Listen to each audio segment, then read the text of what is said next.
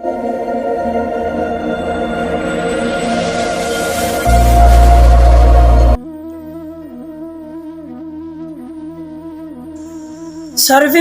नमस्कारः। ओम अयम आरंभ शुभाय भवतु। সবাইকে ব্রজবালক অনলাইন গীতা ক্লাসের পক্ষ থেকে গীতাময়ী শুভেচ্ছা এবং অভিনন্দন। আমরা প্রতিদিনের ন্যায় যে ভিডিও শ্রীমদ্ ভগবদ গীতার প্রতিটি শ্লোকের যে ভিডিও আপলোড করে থাকি, তারই পরিপ্রেক্ষিতে আজকেও আমরা শ্রীমদ্ ভগবদ গীতার অথগীতার প্রথম অধ্যায় শ্লোক নং 7 এর সংস্কৃত বিশুদ্ধ উচ্চারণটা আমরা দেখে নেব।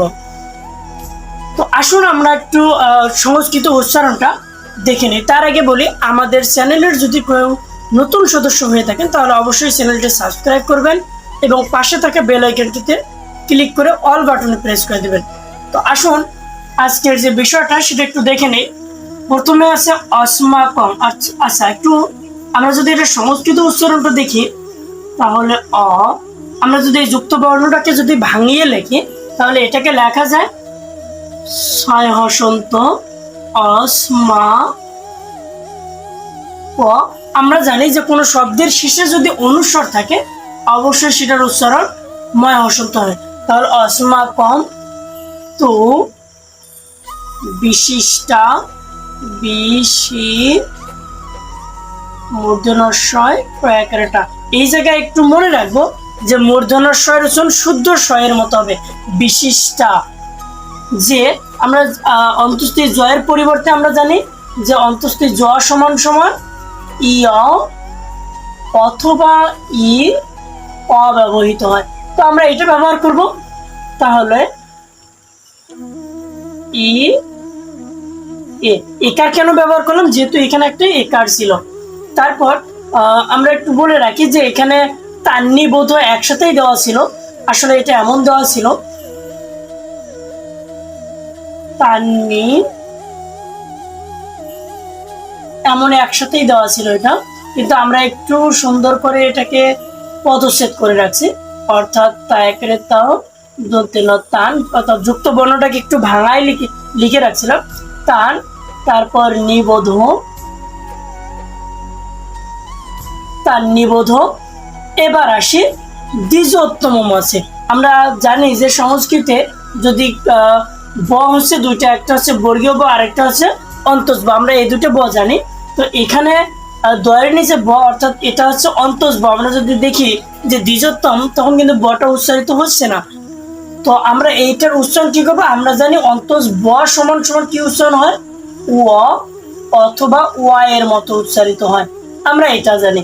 তাহলে অবশ্যই আমরা এটার মতো উচ্চারণ করা করব। তাহলে দ, যেহেতু রস্যতে কোনকার, রস্যকার। এবার সূত্রের অন্তস্থ আছে, আমি অন্তস্থ ব্যবহার করলাম ঋষিকার দুই জ।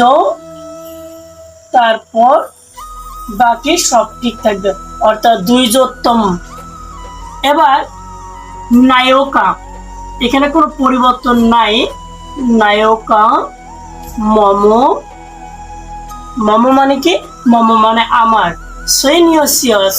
আমরা জানি যে দন্তের স্বয়ের উচ্চারণ কিসের মতো হয়? ছয়ের মতো। তাহলে সই। এবার দন্তের ন, আমরা জানি জফলার উচ্চারণ কিসের মতো হয়? আমরা জানি জফলার উচ্চারণ, জফলা এবং জয়ের উচ্চারণ একই হয়, অর্থাৎ ইও বা ই অ। অর্থাৎ ইও যদি ব্যবহার করে থাকি তাহলে রস্যইতে কোনকার হয়? ঋষিকার। তাহলে বাকি থাকতেছে আমার কি? অন্তস্থ। আবারও দন্তেশ্বরের পরিবর্তে কি হবে? স হবে। এবার জফলার পরিবর্তে ইও ব্যবহার করব, তাহলে সৈন্যস্য। এবার আসি এটার ক্ষেত্রে, আমরা জানি দন্তেশ্বরের পরিবর্তে কি হয়? স। এবার আমরা যদি একটু যুক্ত বর্ণটাকে একটু ভাঙিয়ে লিখি তাহলে এটা আসলে কিসের মতো উচ্চারণ হয়? আমরা জানি এখানে এটাকে যদি ভাঙিয়ে লিখি, এটা যেমন বিজ্ঞান, তাই না? বিজ্ঞানের ক্ষেত্রে তাহলে এটা সমান সমান বর্গীয় জ হসন্ত যোগ ইয়। আমরা এটাই জানি। তাহলে এখানে বর্গীয় জ এবং ইয় আছে, তাই না? বর্গীয় জ এবং ইয়। আমরা যদি এটার উপর ভিত্তি করে, এখানে যেহেতু আমরা জানি যে অনুস্বরের পরের বর্ণের উপর ভিত্তি করে কি করতে হয়? পরিবর্তন করতে হয়। তাহলে আমরা জানি যে যদি বর্গীজটাকেও চিন্তা ভাবনা করি, তাহলে বর্গীজটার নাসিক্য বর্ণ কোনটা? অনুনাসিক্য বর্ণ ইয়, এবং ইয় এর উচ্চারণ কিসের মতো হয়? দন্তের ন অথবা মূর্ধন্য। তাহলে সন। এবার যুক্ত বর্ণটাকে একটু ভাঙিয়ে লিখবো, সন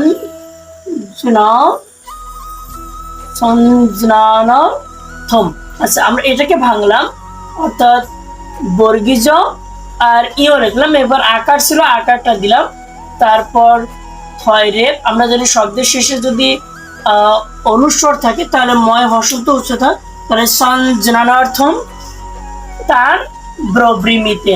বাকি কোনো পরিবর্তন সংস্কৃত উচ্চারণের ক্ষেত্রে নাই। তার ব্রবৃমিতে।